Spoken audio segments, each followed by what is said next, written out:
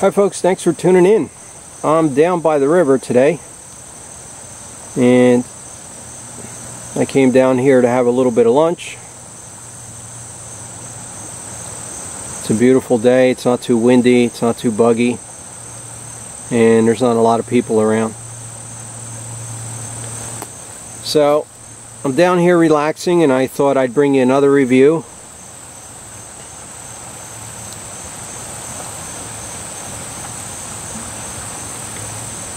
And I'll show you what I have set up for you. I do have a special treat for you today, something I have not reviewed before.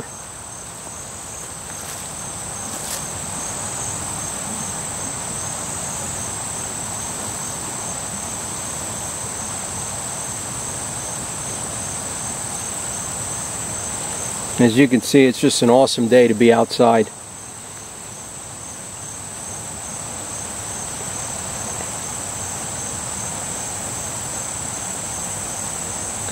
And let me show you what I have on the wool blanket for you.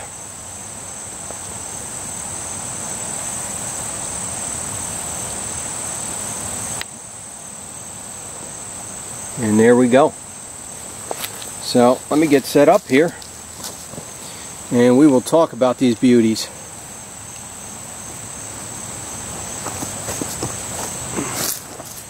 So what I have here is 3 high quality bushcraft knives. I wanted to share them with you. So let's jump right in and get started. And this is a knife I've had for a while, and perhaps you've seen me wearing it on other reviews. But take a look at this sheath. It's a beautiful sheath. It's very high quality. This is the kind of sheath that could last perhaps a lifetime, if you take care of it, of course. It has a little tie down tab right here.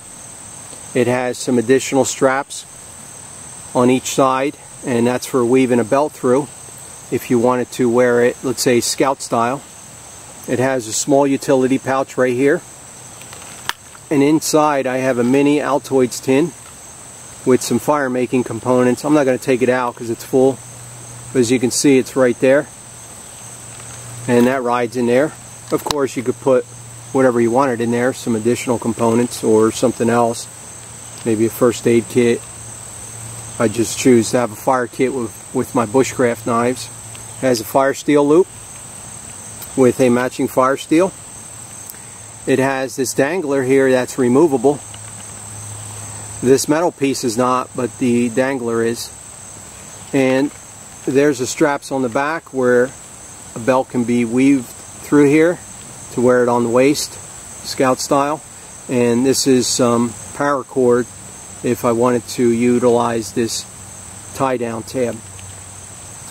So that's the sheath, custom sheath I had made for my Bushcraft knife. If you look over here, you'll see some shock cord on both sides, and that serves a purpose with the retention tab.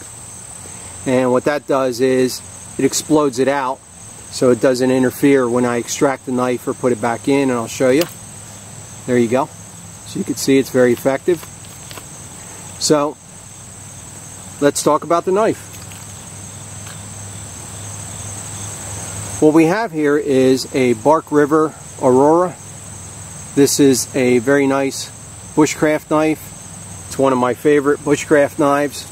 I'm going to show you some additional ones as well. But some quick specs. This knife is 9.5 inches overall, or 24.1 centimeters.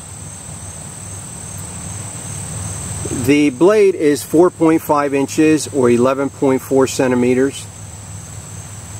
The blade steel is CPM 3V. There you go.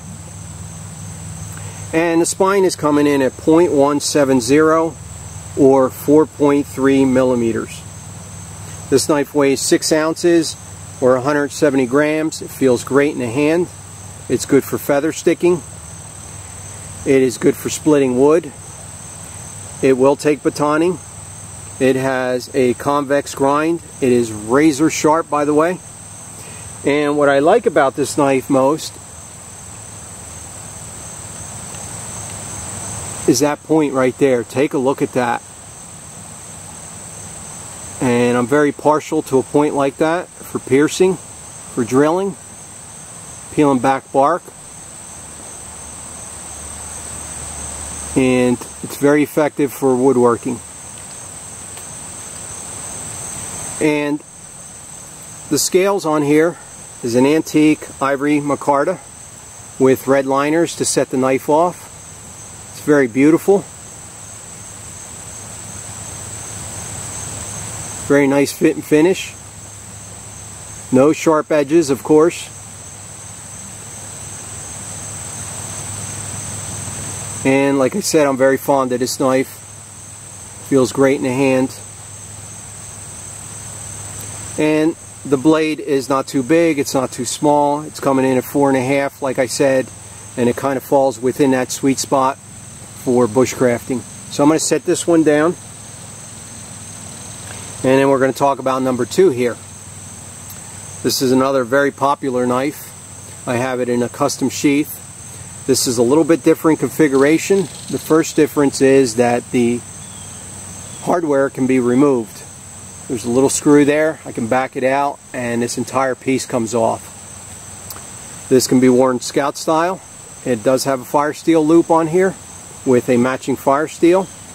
And in this pouch what I have is a mini strop with a 4000 grit emulsion on it. And let me just show it to you. Some of you might be interested in something like this. It's not that big, but it's big enough.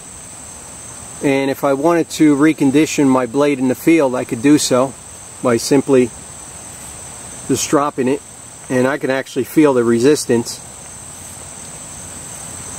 And it's just a quick way to bring an edge back if you needed to do so in the field. Now of course you could have a stone in there, either a DC3 or DC4, that works if that's something you like. There's other options.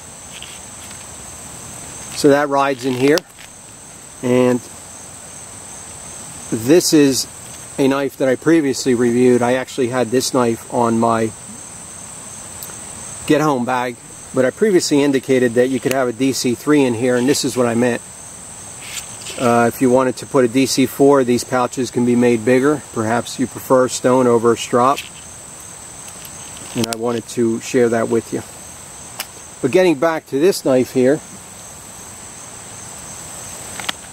this is a very popular knife. It's another high quality knife, and this is a Fallkniven F1 Custom. And some quick specs: it is 8.3 overall, or 21 centimeters. The blade is 3.8 inches, or 9.6 centimeters. This is a laminated VG10 steel. There you go.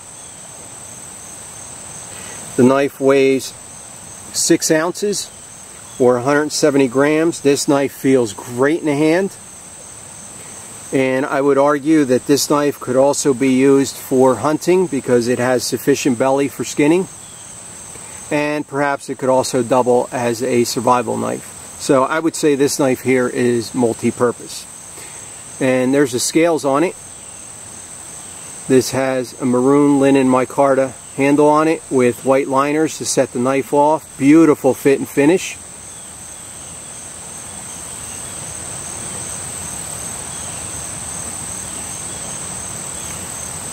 Show you the other side there. There we go. And it has the famous Fallkniven Convex grind. This knife's razor sharp, and it's a bruiser. This knife can take abuse, and it's a knife that if you care for it, keep it sharp, it will last a lifetime. And let me just show you what they look like side by side quickly before I move on to the other knife. But this is the regular Fallkniven on top. Actually, this one is the 3G powdered steel, so this is a notch up, this one. And the only difference is really the handle and the blade steel. And I'll flip them around for you so you can see.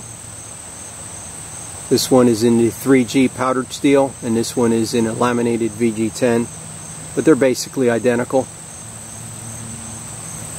I think this steel up here is a little bit better. It holds an edge a little bit longer, but it requires a little more time to sharpen. So there is a little bit of a pro and a con.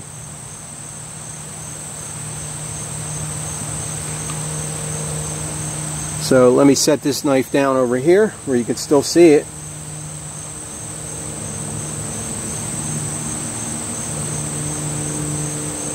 And then we will talk about the last one.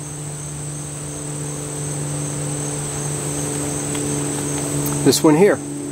Same configuration as the F1 Custom. Same sheath. This one's a little bit different color. It's a mahogany. Does have a custom Firesteel to match the knife. And I don't know if you can see that. There you go. Right there. This is an ironwood burl with a red liner going through the center. Very beautiful configuration. Can be worn on the hip, cross draw, or scout style. This is removable. And I also have a stropping here with the 4000 grit emulsion on there for reconditioning the blade. But anyone can have a sheath made up. Let's talk about the knife. Here's the knife. Another high quality knife. This is a Bark River Bushcrafter. And some quick specs on this knife. This one is 8.6 overall, or 21.8 centimeters.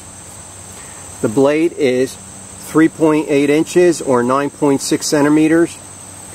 And the spine's a little bit thinner. It comes in at 0.145 or 3.6 millimeters. This one is in a CPM steel. CPM 3V. There you go. 6.5 ounces or 184 grams. This is another knife that's very comfortable to me. I like the way this handle feels in the hand. It's very warm because you're holding a wood. And this grind here is not really a convex grind, and it's not really a true Scandi. What you're looking at is a blend of the two, Scandi-Vex. And I'm very partial to this because it has this shoulder area here. It bites into the wood very well. It will feather stick effectively. But with this shoulder, it really splits the wood quickly. And I would also argue that this knife could serve as a hunting knife as well. So there you go. And this one is in an ironwood burl handle with red liners, as you can see right there, to set the knife off. Very beautiful. Does have a little bit of pitting right there. I know some folks don't like that. It doesn't really bother me. I think it gives the knife character, but thought I'd point that out.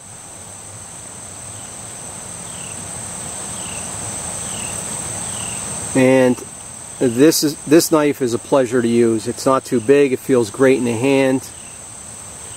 And I'm very fond of this knife as well. So what I'll do here before I close out, I will line up all the knives on the wool blanket here and bring you folks in closer so you can get a better look at them. And I'll be back shortly. Stand by. Okay folks, I'm back. I have the knives laid out on the wool blanket so you can view them. On the bottom here we have the Bark River Bushcrafter in CPM 3V. Ironwood burl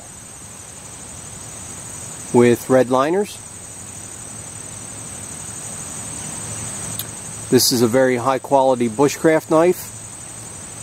It could also double as a hunting knife.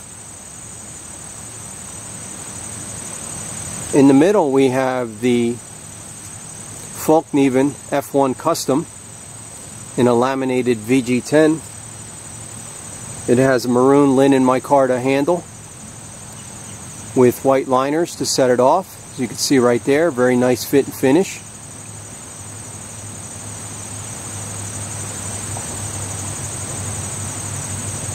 And this is another high quality bushcraft knife. It could also serve as a hunting knife, and it could also serve as a survival knife. And on top here we have the Bark River Aurora antique linen micarta scales with red liners. This one's in the CPM 3V steel. Very nice knife. and an excellent bushcraft knife. And this knife will handle batoning for sure. This is my preferred handle. I think it is the most comfortable out of the three for me. This is my preferred blade profile. I am partial to something with a very substantial point on it, preferably something only 4 inches long instead of 4.5, so right there. And if I had to choose a blade steel, it would be something in stainless for winter camping or wet conditions, preferably a laminated steel, a 3G powdered steel, or perhaps S35 VN steel. If I had to design a knife for myself, that's exactly what it would look like. So I hope you enjoyed this review. 3 high quality bushcraft knives. Thanks for tuning in, and see you all next time.